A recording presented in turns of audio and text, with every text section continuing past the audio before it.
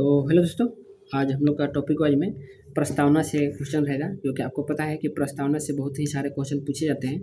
तो प्रस्तावना को पढ़ के जाना ही सही रहेगा, क्योंकि आपका बिहार दरोगा मेंस का एग्ज़ाम है, ठीक है, और बीपीएससी एईडीओ का है। तो यहाँ से क्वेश्चन तो मिलेंगे ही जरूर, तो इसको स्किप मत करना, ठीक है। देखिए, पहला क्वेश्चन है, प्रस्तावना को किसने परिचय पत्र कहा था? तो एन.ए. पालकीवाला ने परिचय पत्र बोला था, ठीक है।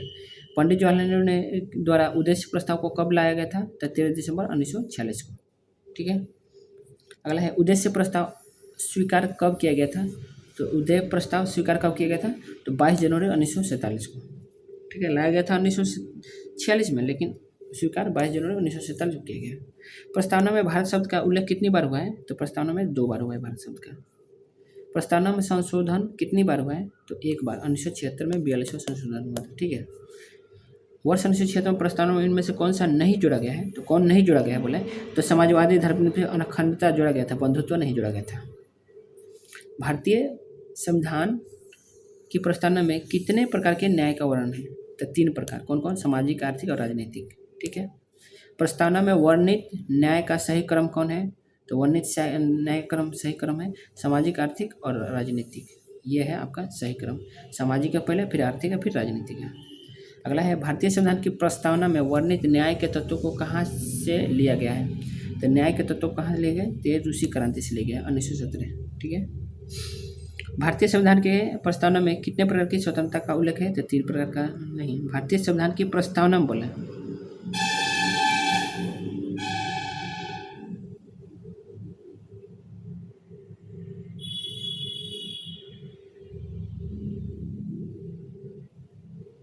देखिए, यहाँ पे था ना, कन्फ्यूजन था।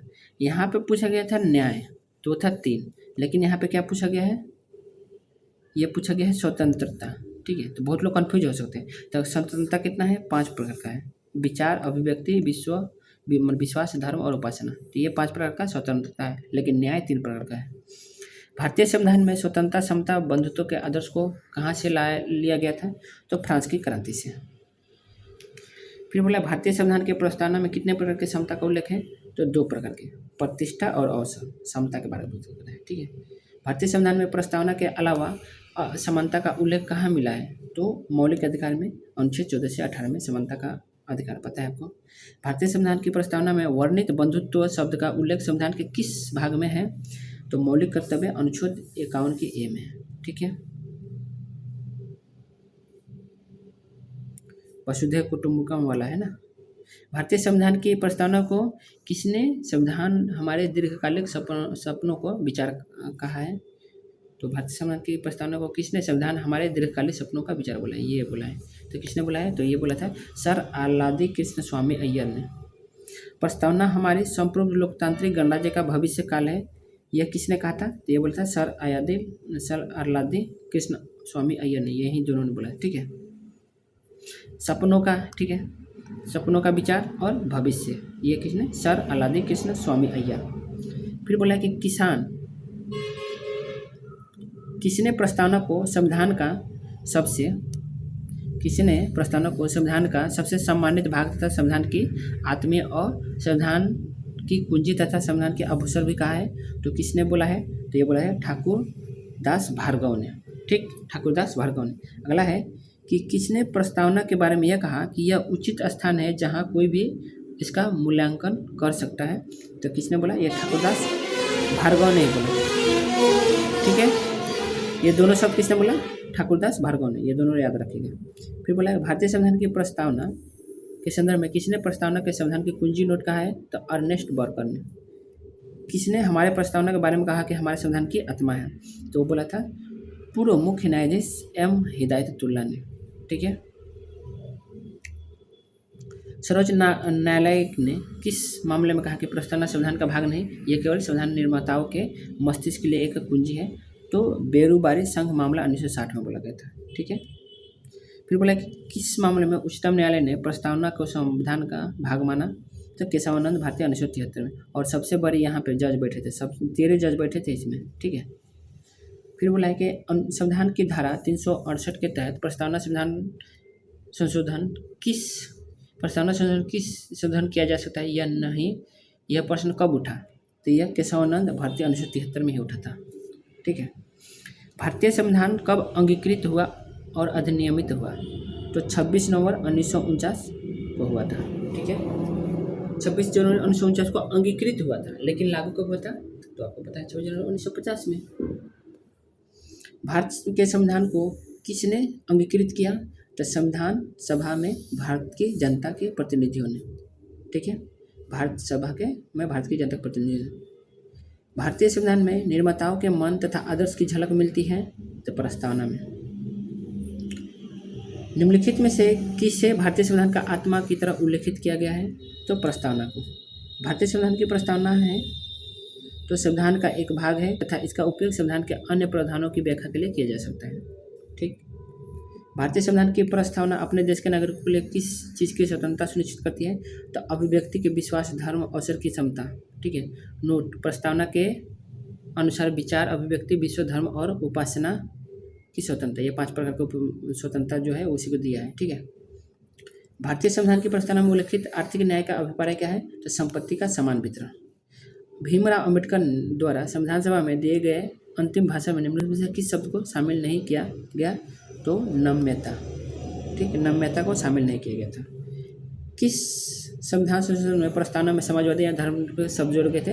तो 42वां संशोधन 1976 में। संविधान की प्रस्तावना में निम्नलिखित शब्दों का सही क्रम क्या है? तो संप्रभु, समाजवादी, धर्मनिरपेक्ष, लोकतांत्रिक, गणराज्य। ठीक है, संप्रभु, समाजवादी, धर्मनिरपेक्ष, लोकतांत्रिक, गणराज्य। संविधान की प्रस्तावना है तो प्राप्त किए जाने वाले लक्ष्यों को इंगित करती है। संविधान की प्रस्तावना प्राप्त किए जाने वाले लक्ष्यों को इंगित करती है। संविधान की प्रस्तावना का उद्देश्य किसे सुनिश्चित करना है? तो किसे सुनिश्चित करना है? तो व्यक्तिगत प्रतिष्ठा तथा राष्ट्र की एकता एवं अखंडता को। प्रस्तावना में कितने मूल तत्वों का उल्लेख है? तो 4 मूल तत्व। संविधान की शक्ति का स्रोत, भारत की प्रकृति, उद्देश्य और अपनाने की तिथि को। भारत ने राष्ट्रमंडल की सदस्यता कब स्वीकार की थी? तो 1949 में। नीचे दिए गए कथनों पर विचार करें। भारत एक धर्मनिरपेक्ष राज्य है। इसका अर्थ है कि भारत धर्म के मामले में तटस्थ रहता है। बिल्कुल सही है। धर्मनिरपेक्ष राज्य का कोई अपना विशेष धर्म नहीं होता। बिल्कुल सही है, दोनों सही है। ठीक है, तो आपका कथन, एक और कथन, दोनों कथन सही है। ठीक है। धर्मनिरपेक्ष राज्य का तात्पर्य है कि नीचे दिए गए कथन पर विचार करें। क्या तात्पर्य है उसका करना है। ठीक है। राज्य किसी धर्म विशेष के प्रति समर्पित नहीं हो सकता है। बिल्कुल सही है।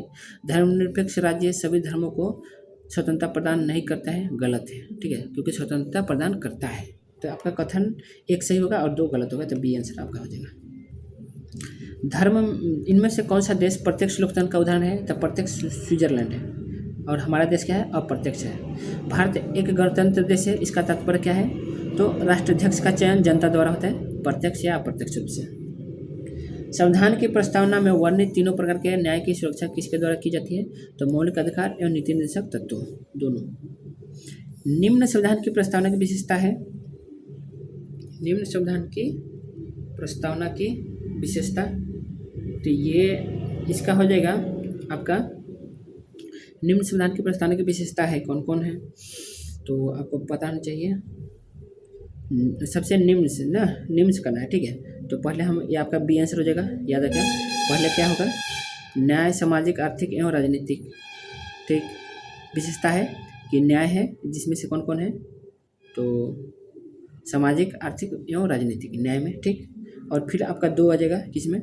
अभिव्यक्ति, विश्वास, धर्म और अवसर की क्षमता। ठीक, फिर आ जाएगा एक लोक नियोजन के विषय में अवसर की क्षमता। ठीक, और फिर चौथा में व्यक्तिगत प्रतिष्ठा और सुनिश्चित करने वाला बंधुत्व, और 5वां राष्ट्र की एकता एवं अखंडता। तो प्रस्तावना में उल्लेखित इन विषयों का सही क्रम लगाना था। ठीक है, तो ये सही क्रम आपका है। और जब ना ये सही क्रम कैसे लगा सकते हैं आपको पता है? जब आप ना प्रस्तावना का पूरा याद रखेंगे ना तो उसका सही क्रम लगा सकते हैं।